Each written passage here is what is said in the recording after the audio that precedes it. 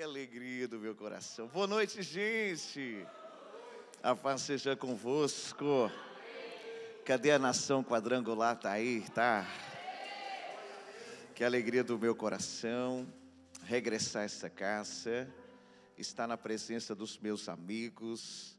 Meu coração se regozija em alegria de estar aqui convosco essa noite.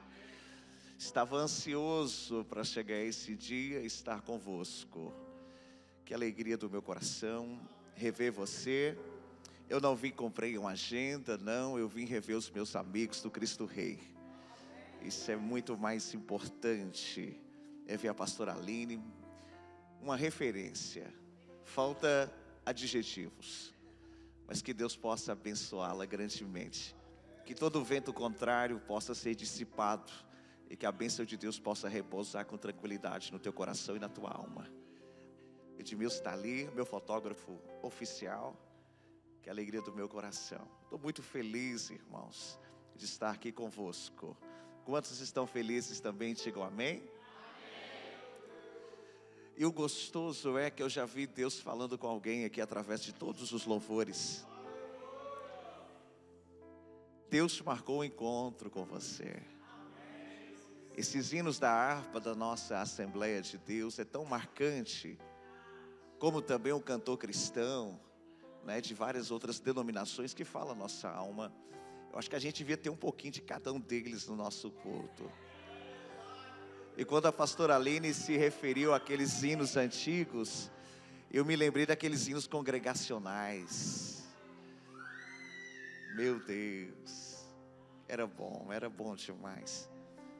Lembrei-me quando eu aceitei Jesus na quadrangular, lá no tempo do pastor Adilson.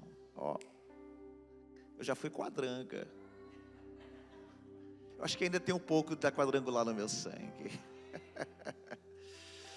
E com muita tristeza também, por esses dias, eu sofri também a perca do pastor Davi, da irmã Carminha.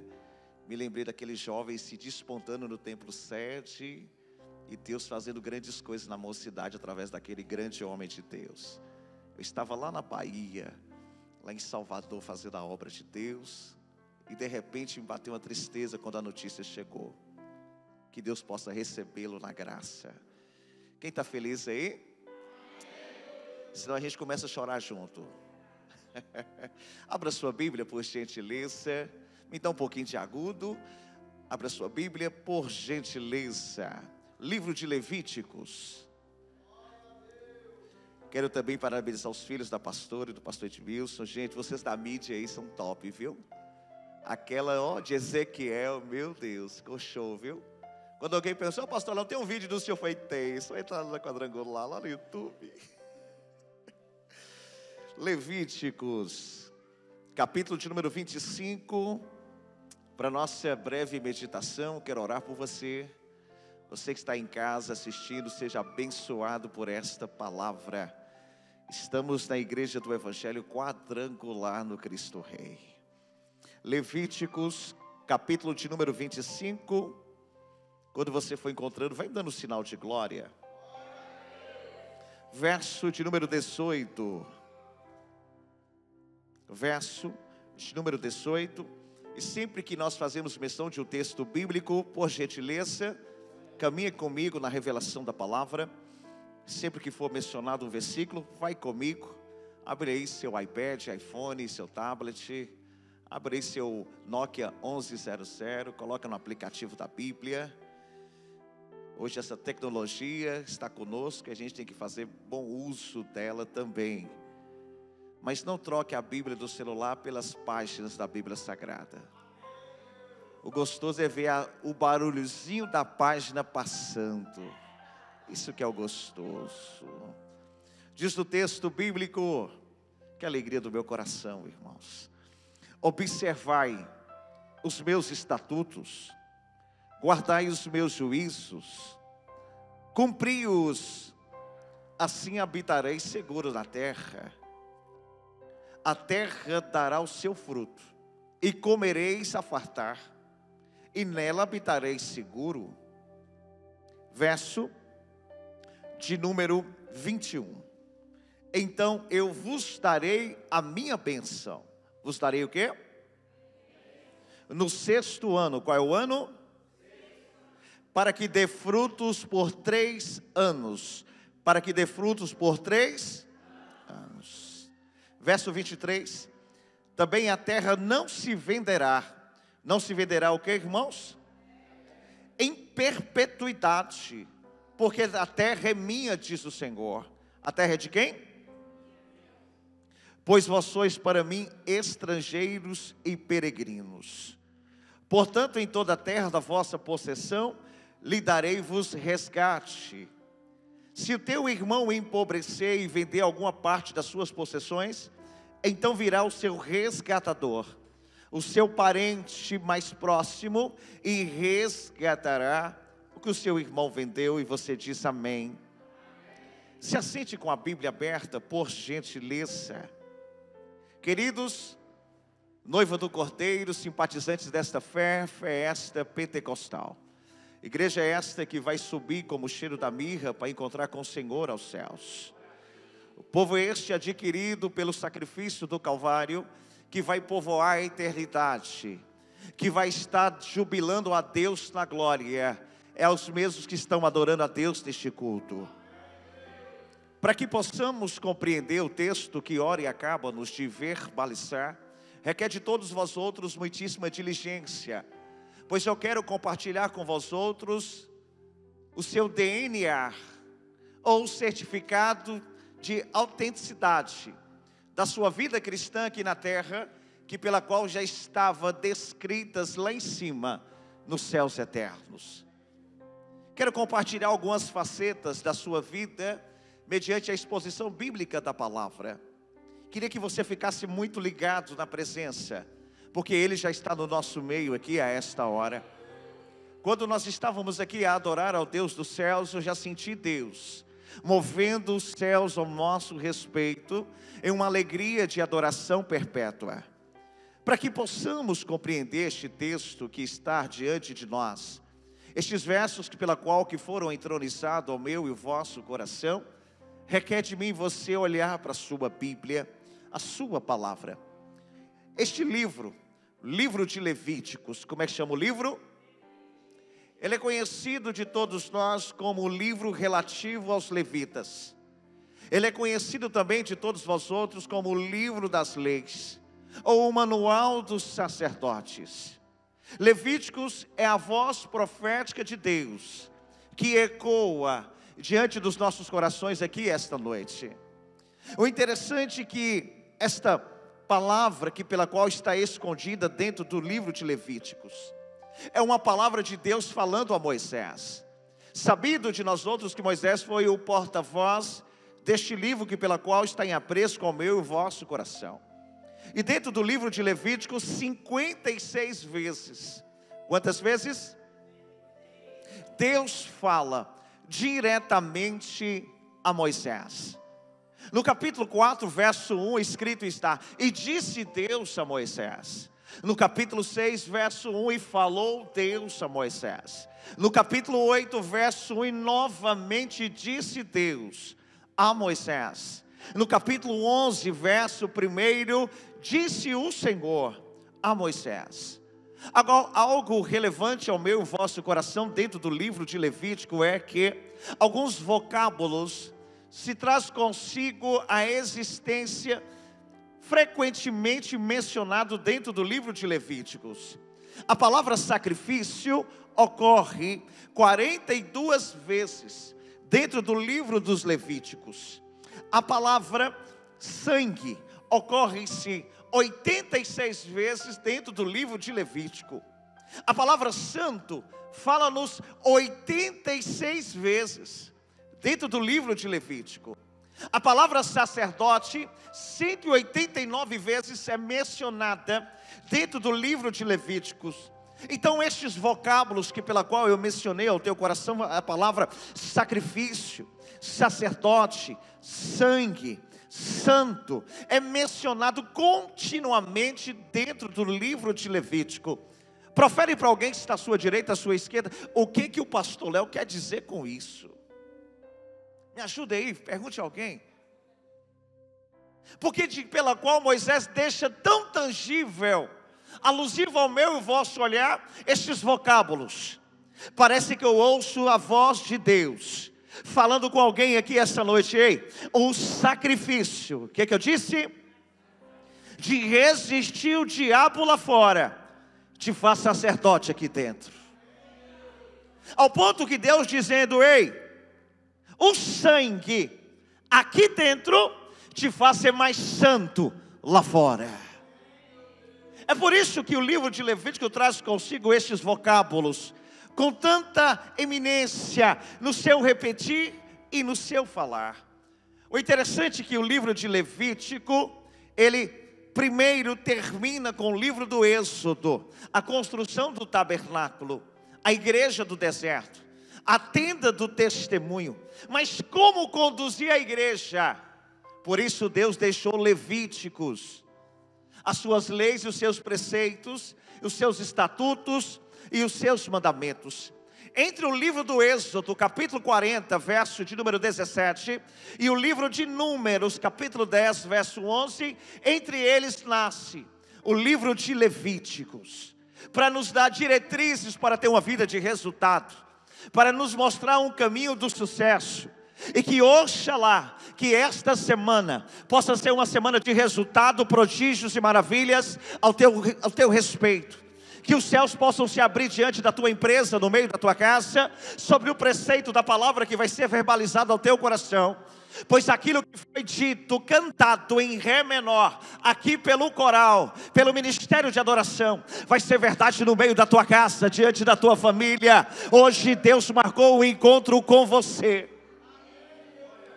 Levíticos está inserido em um compêndio teológico chamado de Torá, aonde estão os 5 primeiros livros da lei, de onde que pela qual Levítico se emana 613 leis estas cerimoniais. Destas se emanam 10 mandamentos. Destes 10 mandamentos se apoiam no tempo chamado hoje 2 fundamentos: amar a Deus sobre todas as coisas e ao próximo como a ti mesmo. O interessante é que o significado de cada livro, que pela qual foi exaurido do primeiro verso de cada um destes, dos 5 livros falando da lei. O livro de Gênesis significa princípio, porque o primeiro verso escrito está: no princípio criou Deus os céus e a terra. O livro de Êxodo significa nome, porque o primeiro verso escrito está: e estes são os nomes dos filhos de Israel. O livro de Levítico significa e chamou, pois diz o texto do primeiro verso: e chamou Deus a Moisés. O livro de Números significa deserto, pois nos falam da peregrinação do deserto, e do deserto chamou Deus a Moisés, é o primeiro verso.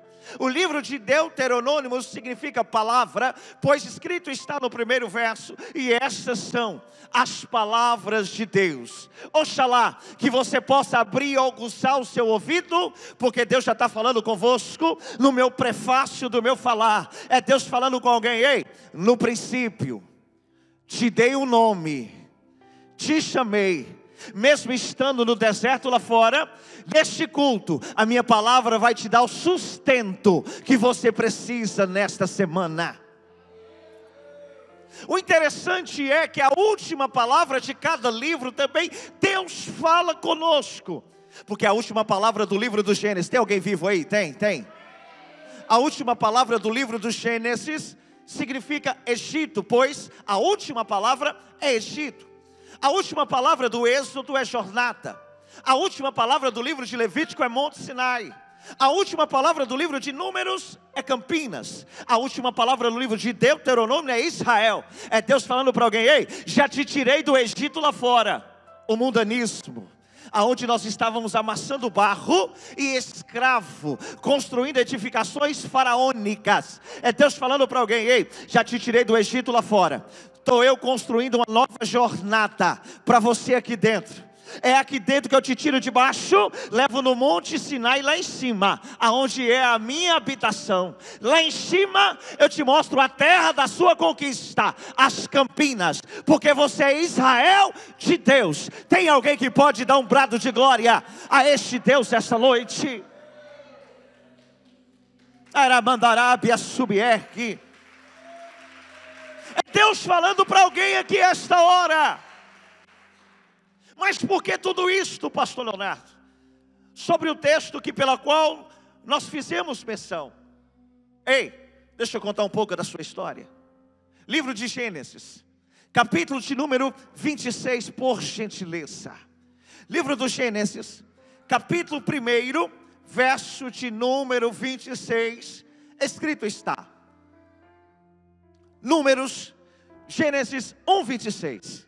Também disse Deus: façamos o homem a nossa imagem e semelhança, para que esse tenha domínio sobre os peixes, e sobre o mar, e sobre as aves dos céus, sobre os animais domésticos, sobre toda a terra, sobre todos os répteis que rastejam por ela.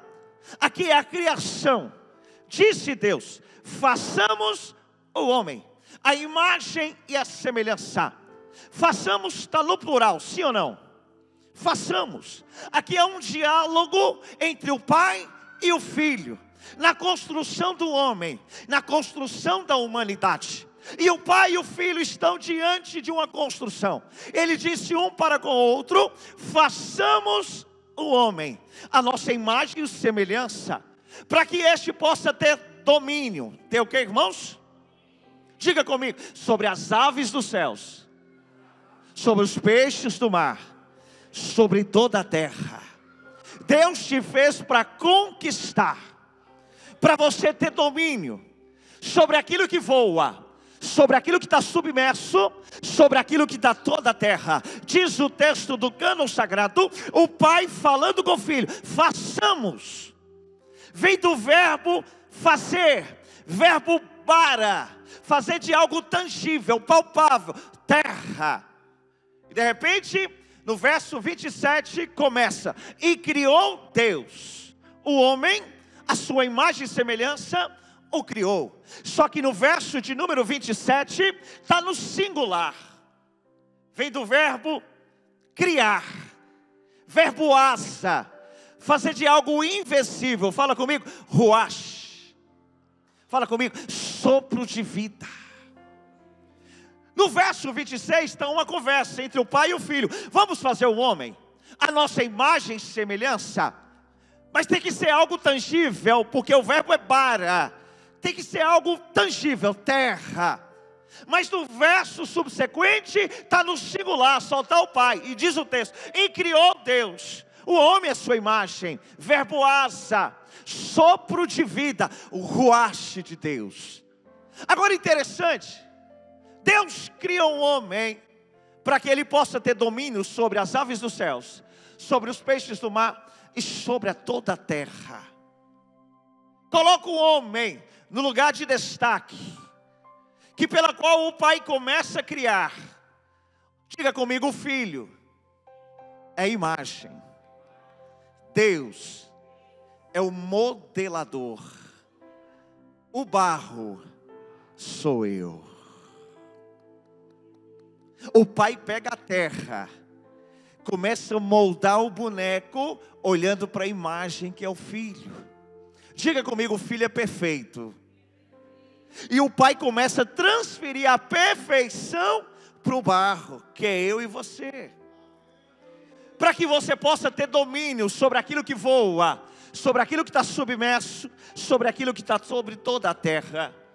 Mas diz o salmista que um dia para Deus é como 1000 anos. É como 1000? Agora, imagina você, como foi esta construção? Quem está vivo? Você acha que foi da noite para o dia a construção desse boneco chamado você? Você acha que foi? Não. Imagina Deus fazendo cada fio de cabelo de barro. Você já contou quantos fios tem na sua cabeça? Você imagina quantos fios tem? Fala: milhares. E Deus fazendo cada um de barro. Deus fazendo o globo ocular dos seus olhos de barro. Todo o sistema nervoso parece um mereado de fios descapados em curto-circuito. Deus fazendo todo o sistema nervoso. Todo esse pelinho que você tem dentro do nariz, que é uma proteção natural contra bactérias. Deus fazendo cada pelo de barro. Deus fazendo cada pigmentação da sua pele de barro. Você consegue imaginar isso, irmãos? Tente imaginar. Fazendo cada osso, a estrutura óssea de barro. De o quê? Eu vou descer aqui, cameraman, come here please. Imagina Deus fazendo isso para chegar à imagem perfeita. Deus teve que fazer vários imperfeitos. Não sei se você está conseguindo entender. Deixa eu usar vocês aqui, pode? Pode vir com a criança, vem cá. 1, 2, 3, 4, por gentileza. Vem, filha, aqui por gentileza. Vem, minha obreira linda. Também fica aqui assim, ó, para a câmera pregar vocês bem. Imagina o Senhor Deus, ó, Deus criando, olhando para o Filho que é Cristo e moldando o barro, para chegar à imagem perfeita que é Cristo, para que o Adão seja perfeito, porque o Adão era perfeito, porque ele era a imagem de Cristo, sim ou não? Agora, para chegar à imagem perfeita, fez um tanto de imperfeito. Não sei se você consegue entender isso. De barro. Eu imagino Deus fazendo, olhando para o Filho. De repente ele começa a moldar. Aí ele olha e fala assim: ficou parecido não. Fala comigo, é imperfeito. Dá um passo para cá, por gentileza. É só ela. Fica aí, fica aí. Aí começou a fazer outro, assim, ó. Aí olhou para o cabelo, o cabelo lá é preto, esse aqui é louro. Não tá parecido, irmãos? A imagem, o cabelo é preto, mas aqui ele fez com o cabelo louro. Está parecido, sim ou não? Fala, não. Fala forte para o povo escutar lá em casa. Não. Então está imperfeito, porque a imagem é perfeita, é preto. Mas o cabelo dela está louro. Está imperfeito. Dá um passinho para cá. Pode ficar você aqui que eu vou te usar. Linda. Aí começou a fazer a imagem. Aí de repente, viu que não parecia. A imagem não tem óculos, mas o boneco tem. Fala comigo, imperfeito. Vem para cá, lindona. Isso. Aí começou a fazer de novo. Não sei se você está conseguindo entender. Para ele chegar à imagem do Cristo perfeito, o Adão vem sendo moldado até chegar à imagem perfeita. Ao ponto dele chegava assim, não está parecendo não. Esse aqui está mais assim, mais magrinho, aqui está mais fofinho. Compreende o mistério? Dá glória aí, vai. Fala assim, então não tem como. É imperfeito. Aí ele vai trabalhando na imagem e vai construindo um tanto de imperfeitos. Vai lá. E para onde que foi esses imperfeitos? Que pela qual para chegar à imagem de Adão. Adão era perfeito, porque Adão era a imagem de Cristo. E o que fez com os imperfeitos? Foi para a sala do habitável. Como é que chama a sala? Pode se assentar. Foi para como é que chama a sala? Do habitável.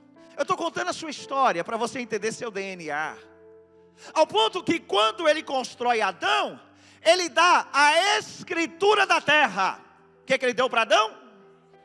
Ele foi no cartório celestial, ortogou, reconheceu, firma, pegou a escritura da terra, passou para Adão e falou: Adão, dominai os peixes do céu, as aves, os peixes do mar, as aves do céu, dominai toda a terra, Adão, porque a terra é sua, a terra é. Só que aí, Adão vendeu barato a terra pela qual Deus passou a escritura para ele. Capítulo 3 de Gênesis, verso de número 1, diz que uma serpente adentra naquilo que era de Deus e muda todo o percurso da nossa história. Porque de Gênesis capítulo 2, verso de número 15, Deus fala para Adão: Adão, cultiva a terra. É para você cultivar e guardar. Gênesis capítulo 2, verso 15, e formou o seu homem e colocou no jardim para cultivar e guardar. Jardim é embaixo, o Éden é aqui em cima, o altar da igreja. Nesse jardim aí embaixo, Deus te deu sementes. Eu estou falando para Adão aqui. Deus deu semente, passou a escritura da terra e estava dizendo para ele: ei, é tempo de conquista, é tempo de dominar, porque eu já te passei a escritura, a terra é sua. Além do mais, tudo que sobrevoa, tudo que é submerso, tudo que é tangível ao teu olhar, é teu. Ele nos deu. Só que a serpente entrou aonde não era para entrar, por um descuido meu e teu. E a pergunta é esta noite: como você tem feito para guardar o jardim, ou guardar aquilo que Deus te entregou? O jardim é seu. Deus disse para Adão no capítulo 2, verso 15, é para cultivar e guardar. Qual é a terra que você está lançando sobre a sua semente, para que esta árvore possa crescer e dar fruto na época de provisão? Como você está guardando aquilo que Deus já te entregou? Pergunta para o teu irmão: você está cultivando e guardando o seu jardim, irmãos? Ou você está deixando que a serpente entre e faça bagunça? Porque o propósito de Deus foi esse. Deus passou a escritura da terra. Deus passou o quê? Passou a escritura da terra. Te entregou. Era para você cultivar o ambiente. O que é cultivar uma planta? Quem é dona de casa gosta muito de planta. Você coloca adubo, você coloca mineral, você coloca aquilo que ela precisa para desenvolver, para crescer. De repente você ara a terra para ver se não tem uma lagarta, alguma peste daninha para estragar o fruto que está crescendo. Você está cultivando. Esse ambiente nada mais é, irmãos, que um jardim de Deus, aonde Deus te deu uma semente para você cultivar aquilo que você precisa, porque Ele te passou a escritura da terra. Agora, como que temos nós cultivando aquilo que Deus nos entregou? Como você está guardando? Como você está protegendo o seu patrimônio, ou aquilo que Deus reservou? Ao ponto de a serpente entrar e fazer uma proposta. A serpente não age lá fora, a serpente já está aqui dentro do nosso meio. Capítulo 3, verso 1 de Gênesis, a astúcia dela foi tão grande, que ela enganou Eva. Ela enganou quem? E Adão vendeu, pelo um preço barato, aquilo que Deus entregou tão caro. Éden significa lugar de delícias. Aqui é um lugar de delícias, aonde no virar do dia, quando o sol está se pondo, fala comigo, às 19 horas. Quando o sol está se pondo, Deus desce para falar no jardim. Aqui é um lugar de delícias. É aqui que nós relacionamos com Deus dia a dia. Mas às vezes, irmãos, nós trazemos consigo a síndrome de Adão. A síndrome de quem? Temos tudo aqui dentro, mas gostamos de viver lá fora. Aqui é o lugar de delícias, mas nós gostamos das amarguras que a vida oferece. Aqui temos paz, mas gostamos de viver lá fora atribulados. Aqui eu sou salvo, mas lá fora eu estou perdido. Deus me deu aqui, mas eu gosto das distrações de viver lá. Às vezes trazemos consigo a síndrome de Adão, de vender o que já possuímos. E hoje num culto de domingo como família, de fazermos uma introspectiva, de requerer aquilo que é nosso por direito. Adão vendeu. Quem vendeu? Adão. Vendeu barato, pelo preço de uma desobediência. E qual foi a moeda, a forma de pagamento? O pecado. Ao ponto de Deus vir no virar do dia, e Deus chamar Adão: Adão, Adão, onde estás? Adão, onde estás? Parece que eu vejo Adão em silêncio, e a serpente falando. Quem falando? A terra não é mais dele, a terra já é minha. Por quê? Porque Adão vendeu o direito de conquista, pelo um preço de uma desobediência. E a forma do pagamento foi o pecado. Por isso que eu vejo Deus dizendo no verso 23, de Levítico 25, também a terra não se venderá, porque a terra é minha.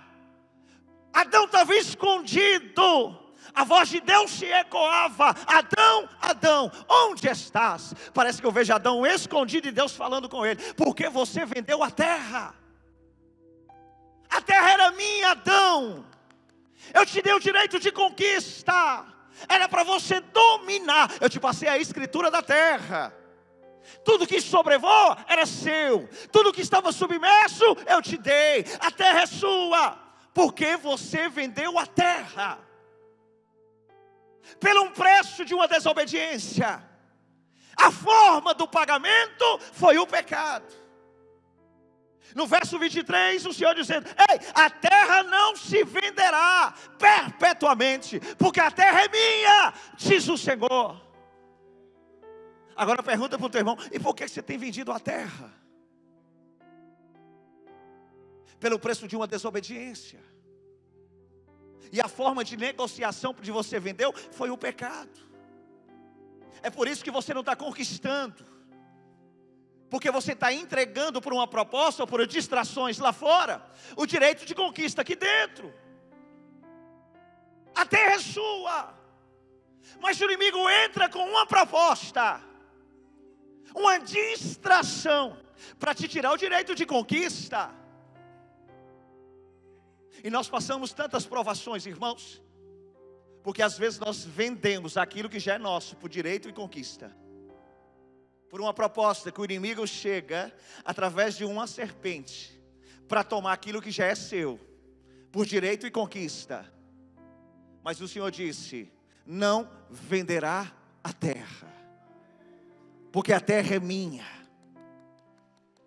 Mas se você vender a terra, olha o verso 23, se você vender a terra que eu te entreguei aqui dentro, por direito e conquista, que pela qual te disse: dominai as aves do céu, os peixes do mar, dominai a terra. Agora, se você vender aquilo que eu lhe entreguei aqui dentro, por uma proposta de uma desobediência e uma forma de pagamento que é o pecado, olha o que o Senhor diz no 23: vós sois para mim estrangeiro e peregrino.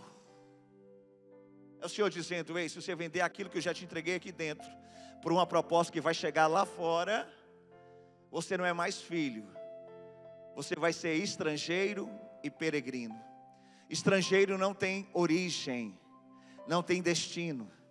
Peregrino fica vagando de lugar ao outro e não obtém resposta. Pergunta para quem está perto de você: você vai obedecer aqui dentro ou vai viver lá fora?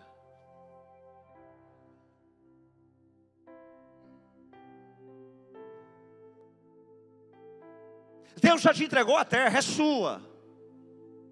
Ele passou a escritura, reconheceu o filme, te entregou: dominai tudo que sobrevoa. Estou sendo taxativo no proferir, para você entender a revelação da palavra. Deus já te entregou tudo que sobrevoa, tudo que está submerso, tudo que está sobre a terra. Mas está vindo uma serpente lhe fazer uma proposta, para lhe oferecer um tratado de desobediência. E a forma de pagamento é o pecado. Ao ponto do meu Deus dizer para Adão: Adão, como você vendeu aquilo que era seu, você não pode mais conviver comigo aqui dentro. Você tem que viver as consequências das suas decisões lá fora. E o que é que tem lá fora? Pergunta para o teu irmão: e o que é que tem lá fora? Gênesis capítulo 4, verso 7. O pecado jaz às portas. Verso 8, Caim mata Abel. Verso 19, Lameque toma para si outra mulher, começa a bigamia, a traição, o adultério. Verso 23, Lameque mata um homem, proveniente marido da primeira mulher. A casa de Adão e Eva, no verso 25 do capítulo 4, está em trevas. Parece que eu ouço Adão e Eva dizer: que saudade eu tenho do jardim. Que saudade eu tinha quando Deus vinha no virar do dia e falava o seu espírito no meu. Quando a voz dele se ecoava no meu coração. Parece que eu vejo Adão e Eva dizer: Adão, nós tínhamos tudo lá dentro, mas por causa de uma distração nossa, por uma proposta que chegou via WhatsApp, depois de 00:30. Oi, estou sem sono, você está aí? Está fazendo o quê? Fala com o seu irmão, isso é uma serpente que só está esperando o culto acabar para te fazer uma proposta, para ver se você vende aquilo que Deus já te entregou aqui dentro. Ao ponto que o jardim ficou vazio. O jardim ficou? Salmo de número 110, verso 1. A mesma conversa do pai e o filho volta. E o Salmo 110, verso 1, Davi ouviu. Quem ouviu? Porque você não sabe o poder de uma adoração. Porque quando você adora aqui embaixo, a adoração que você produz aqui embaixo te leva na sala do trono lá em cima. Davi deixou 73 canções dentro dos Salmos. Era um relacionamento com ele. Quando Davi adora aqui embaixo, de repente ele aparece na sala do trono lá em cima. Porque a adoração é uma chave que abre o que ninguém vê, que traz aqueles que precisam à realidade. Davi sai de baixo e aparece na sala do trono lá em cima. Salmo 110, verso 1. Ao ponto dele ouvir a conversa. Ele ouviu o que, irmãos? Ele ouviu a conversa. E diz o Salmo 110, 1. E disse o Senhor ao meu Senhor. Se você reparar no Salmo 110, 1, as duas palavras Senhor estão em letra maiúscula. É a conversa do reino e o sacerdócio. A conversa do pai e do filho. O reino é o pai. É isso que Jesus estava trazendo. O reino do pai. O sacerdócio é o filho. Pelo sacrifício dele, ele vai nos tornar uma nação santa. E o sacerdócio real. Mas ele está conversando. E o pai diz para ele, filho, Salmo 110, verso 1. Assenta-te à minha direita. Parece que eu vejo Jesus. Tem alguém aí? Parece que eu vejo Jesus na janela da eternidade, no Éden. Que o Éden é o altar. O jardim é a nave. Jesus aqui ó, na janela da eternidade, olhando para o jardim. Mas o jardim está vazio. Porque Adão e Eva preferiu negociar aquilo que eles já tinham aqui dentro por uma proposta que chegou no WhatsApp lá fora. O jardim ficou vazio. Jesus na janela da eternidade olhando para o jardim e o pai dizendo para ele, filho, assenta-te à minha direita. Parece que eu vejo Jesus dizendo, pai, como é que eu vou sentar à sua direita se o jardim está vazio? Filho, mas o homem preferiu negociar, vender aquilo que eu lhe dei. Ele preferiu aceitar uma proposta. Por uma distração que se achega, ele preferiu viver lá fora, do que ter todas as promessas aqui dentro. E Jesus na janela da eternidade do Salmo 110. E o pai dizendo, filho, se assenta à minha direita. Que é aquilo que está em Apocalipse capítulo 3, verso 20 e 21. Ao vencedor, dali-ei de sentar comigo com meu pai. E o pai dizendo, assenta aqui, filho. Ele falou, não pai, o jardim está vazio. Porque Adão e Eva preferiu vender o direito de conquista aqui dentro, para viver as consequências lá fora. Aí de repente, Jesus para. Quem para? Aí Jesus fala com o pai, ó pai, e se nós pegarmos aqueles imperfeitos, cadê os imperfeitos? Levanta a mão aí os imperfeitos. Tem algum imperfeito aí? Se nós pegarmos os imperfeitos, que o Senhor, para chegar à perfeição de Adão, que estava olhando para mim, que eu era a imagem, se nós pegar os imperfeitos, que está lá na sala do habitável, mas filho, eles são imperfeitos, para mim chegar à imagem sua em Adão, eu tive que fazer vários. Um saiu alto, o outro saiu baixo, um saiu mais moreno, o outro saiu mais escuro, um saiu com o cabelo mais liso, não tinha chapinha. O outro saiu mais crespo, o outro saiu mais ondulado. Eles são imperfeitos, filho. Pai, sabe o que eu fiz com os imperfeitos? O que, filho? Pai, o jardim está vazio. Sabe o que eu fiz com eles, pai? Eu coloquei na sala do habitável. Sabe aquelas vezes que o Senhor me procurava aqui e não me achava? Que às vezes eu se disfarçava de anjo do Senhor, capitão da guarda. Às vezes eu era aquela espada na mão de Davi, a pedra que ecoava. Às vezes eu ia lá para a sala do habitável e relacionava com os filhos dos homens, antes deles nascerem na terra, Pai. Pai, e eu me apaixonei por aqueles que são imperfeitos. Não sei se você já leu isso na Bíblia. Provérbios capítulo 8, lê lá. Provérbios capítulo 8, verso de número 22. Aqui é o livro da sabedoria. A sabedoria que é Cristo, escondida dentro do livro de Provérbios. Salomão foi muito águia. Deus pergunta para Jedidias: Salomão, o que tu queres? Ele falou: sabedoria.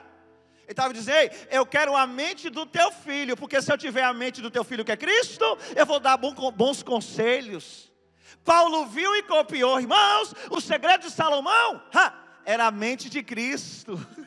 Peça o que ele pediu lá atrás, que você vai ter a mente de Cristo aqui, é a sabedoria. Olha o que aqui diz Provérbios 8, 21, relato de Cristo. O Senhor me possuía, verso 22, do capítulo 8. Estou caminhando para o final.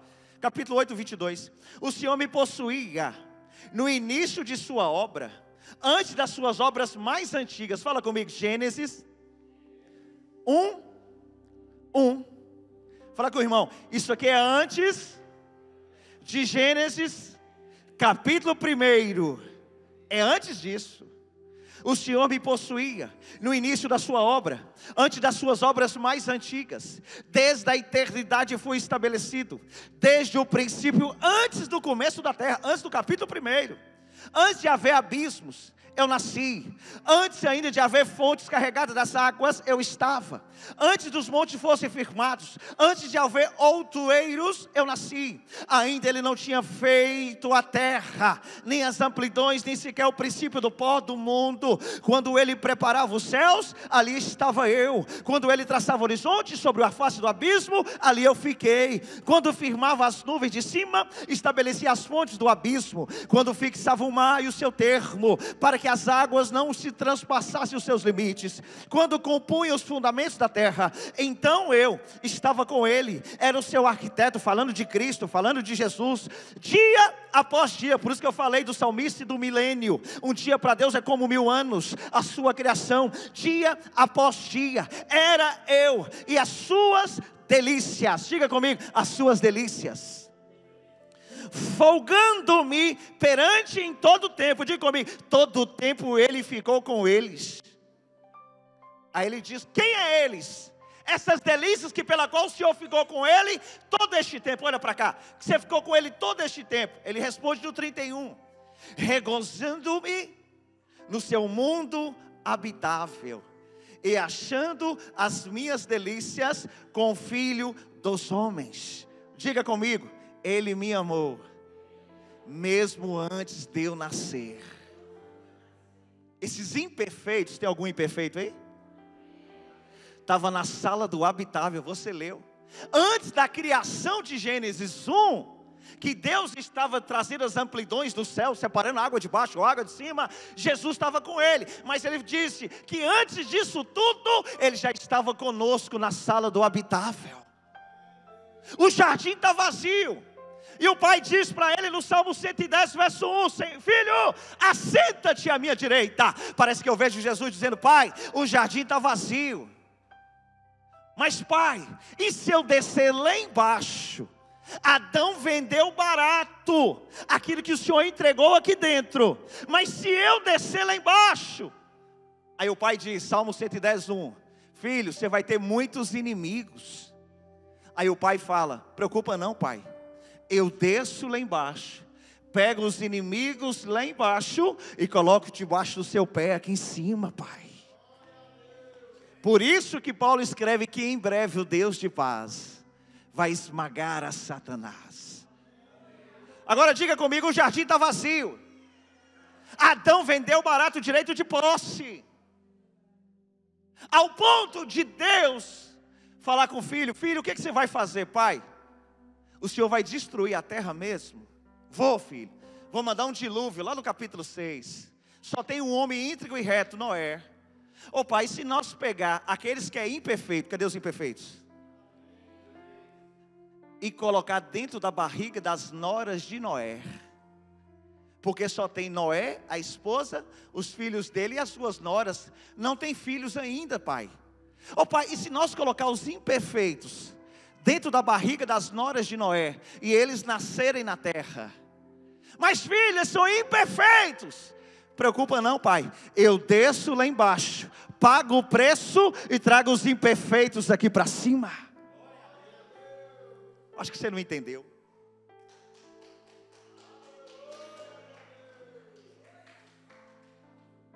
Não era para você nascer, você estava na sala do habitável. Mas Jesus se apaixonou com você antes de você vir na terra. Não era para você vir na terra, você não era perfeito, o perfeito era Adão.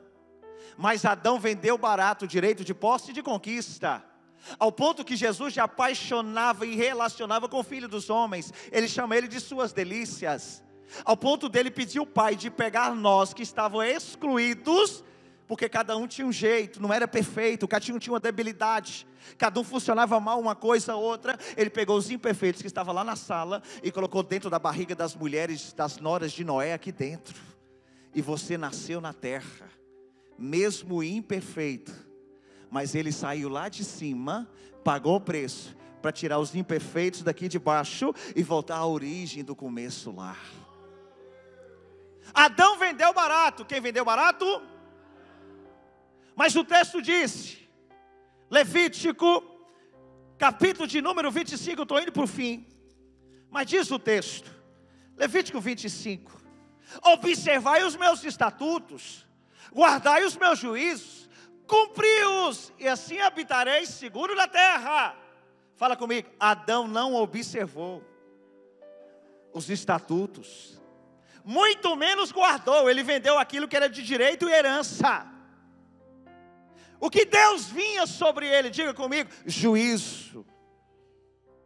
Mas se você cumprir, vai habitar seguro. Interessante. Adão vendeu. Quem vendeu?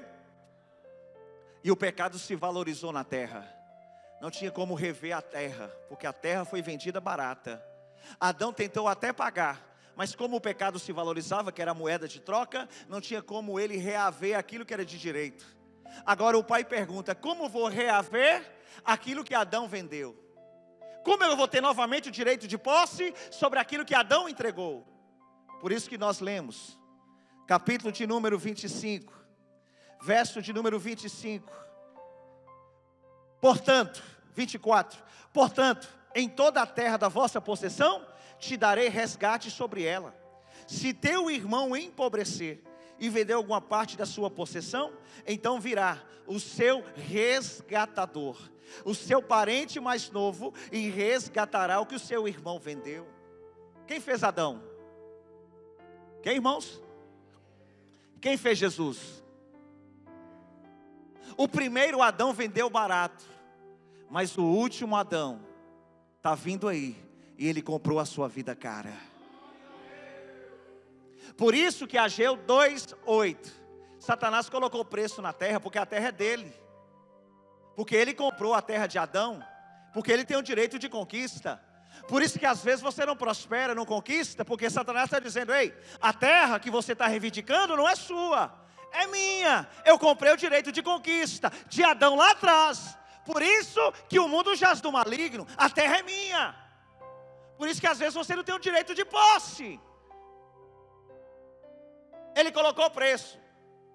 Para te dar novamente, Deus, a terra tem que ter um preço. Aí Deus fala em Ageu 2:8, meu é a prata, meu é o ouro, coloca preço que eu pago. Mas aí Satanás diz que é o possuidor da terra, para me devolver aquilo que era dos teus filhos, que pela qual Adão vendeu barato pelo preço de uma desobediência, e que a forma do pagamento era o pecado, tem que pagar com preço de sangue, e sangue inocente. Aí parece que eu vejo o pai dizendo, Jesus, filho, o Senhor disse que vai descer, você vai pagar o preço por eles? Aí Jesus disse, preocupa não, pai, são imperfeitos, mas eu já era apaixonado por eles, na sala do habitável. Por isso que Ageu 2:9, a glória desta última casa, fala comigo, Cristo, será maior que a primeira, fala comigo, Adão. A glória do último Adão, que é Cristo, é maior do que o primeiro. Nós não tínhamos direito de conquista, mas Ele saiu lá de cima, pagou o preço para te devolver a herança. Por isso que Satanás, quando Jesus aparece, lá em Lucas capítulo 4, quando Jesus vai sair do deserto, entra no deserto, sai do batismo, ele aparece, pega Jesus, leva no pináculo do templo e fala para Jesus: Jesus, se você prostrar diante de mim, eu vou te entregar todos os reinos da terra, porque a terra é minha. Aí Jesus diz para ele: ei, se eu o quê? Se você prostrar diante de mim, eu vou te dar os reinos. Mas Cristo diz: dito está, não tentará o Senhor teu Deus. Pelos imperfeitos eu vou até o fim, pagando o preço de sangue inocente, para dar à igreja o direito de resposta. Ele pagou o preço por mim e por você, ao ponto dele dizer no livro de Levítico, capítulo de número 25, verso 19: a terra dará o seu fruto, comereis e fartar, e nela habitareis seguro. Diga comigo, a terra deu fruto. Quem é a terra, pastor Leonardo? Diga comigo, Maria, porque ela veio da terra, ela deu fruto. Quem é o fruto? Cristo. E desse Cristo que é o fruto, coma dele até se fartar. Diga comigo, a palavra. E se você comer da palavra, você vai habitar seguro, porque Satanás vai te fazer proposta, mas você vai dizer para ele: ei, não precisa me chamar para prostrar aqui embaixo, porque a palavra que eu recebi no culto lá em cima vai me dar o direito de conquistar. Ao ponto dele dizer, ei, verso de número 23, verso de número 21: então eu vos darei a minha bênção, daqueles que comer da palavra, do fruto que é Cristo, que a terra fez nascer, Maria. Diz o verso 21 para mim orar por você: então vos darei a minha bênção no 6º ano, para que me dê frutos de 3 anos. Diga comigo, no 6º ano te darei a minha bênção, para que você possa produzir frutos de 3 anos. E que 6º ano é esse? Diga comigo, é a divisão cronológica da Bíblia.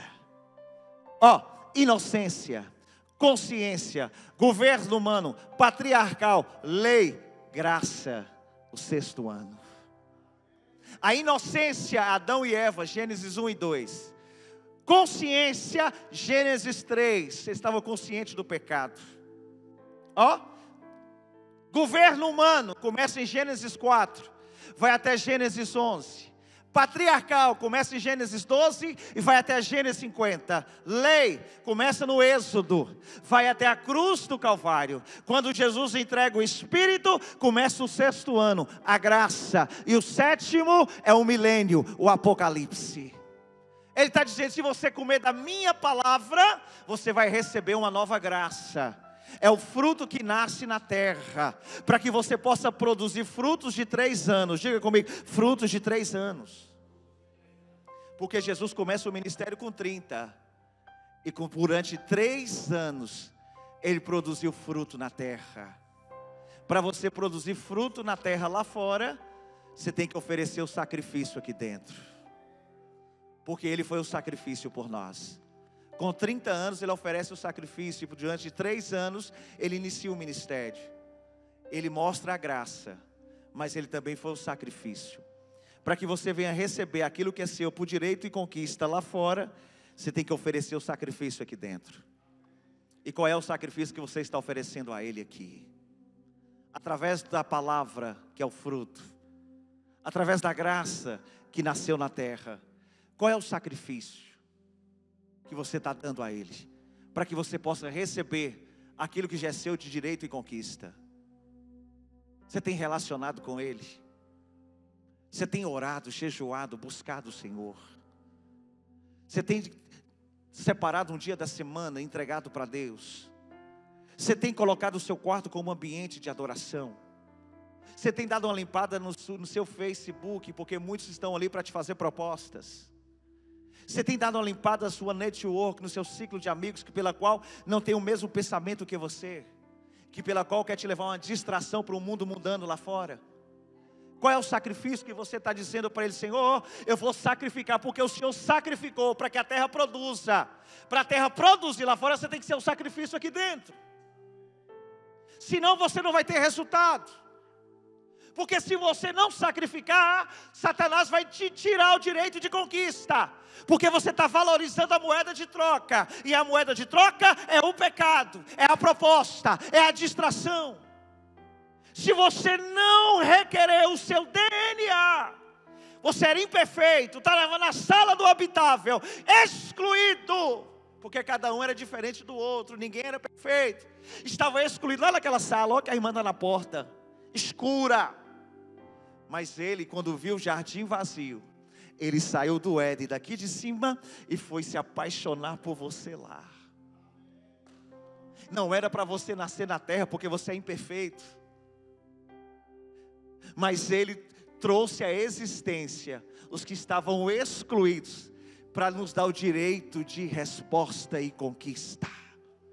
Ele sai do jardim, daqui de cima, e ele se torna a própria semente viva embaixo, para que a terra produza, e a terra produziu ele, para que possamos alimentar dele até se fartar a sua palavra, para que você possa habitar seguro.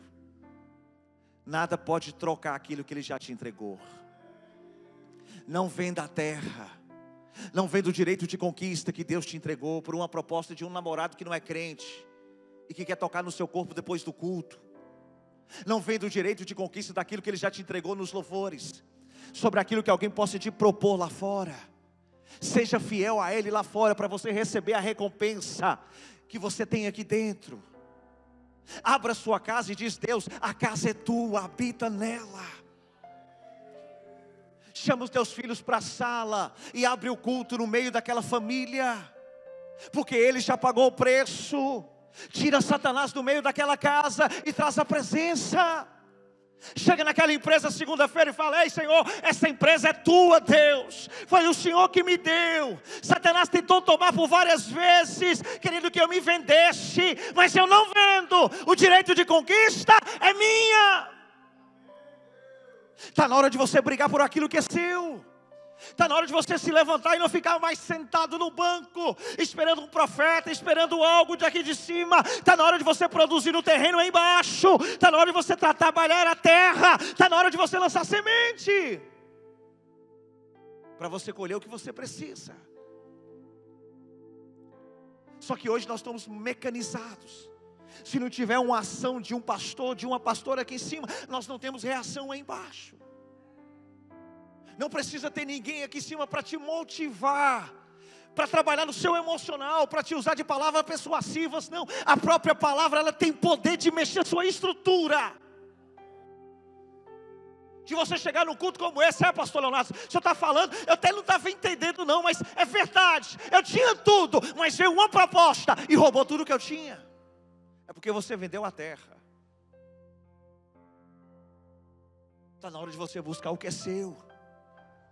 Está na hora de você vir ao altar e falar assim: eu quero voltar àquilo que eu tinha, eu quero buscar aquilo que é minha herança. Esse tempo de crise que pela qual nós estamos a vivenciar, irmãos, está na hora de você buscar respostas. Está na hora de você ver qual é o lugar que você está lançando a semente, e por que não está dando fruto.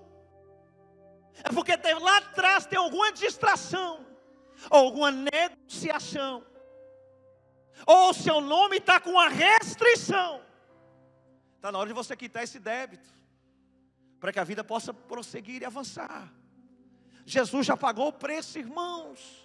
Você estava na sala dos excluídos, imperfeitos. Ele te colocou na terra para te dar o direito de conquista e posse. E por que você não se levanta e toma posse dela? Não precisa homem de Deus ou mulher de Deus pôr a mão na sua cabeça, não. Você já é salvo, você já faz parte do reino. Está na hora de você tomar posse da sua herança e falar: ei Deus, eu vou me levantar, eu vou me erguer, Deus. Eu não vou ficar mais dessa forma que eu estou, esperando alguma coisa do altar. Eu vou ser o altar, eu vou ser o sacrifício, eu vou buscar o que é meu por herança. E eu te convido, se você reconhece que precisa, eu queria orar por você essa noite, para você sair dessa vida de marasmo pela qual o inimigo quer lhe cercar, e você definir o foco e traçar um objetivo novo, enxergar o destino e falar: não vou viver da vida da mesma que eu estou vivendo, eu quero uma renovação, eu quero algo novo de Deus, eu preciso me lançar no altar como sacrifício vivo. Será que eu tenho alguém essa noite? Será que eu tenho alguém essa noite que não aceita mais as propostas do inimigo, que quer tomar da mão dele aquilo que já é seu de herança?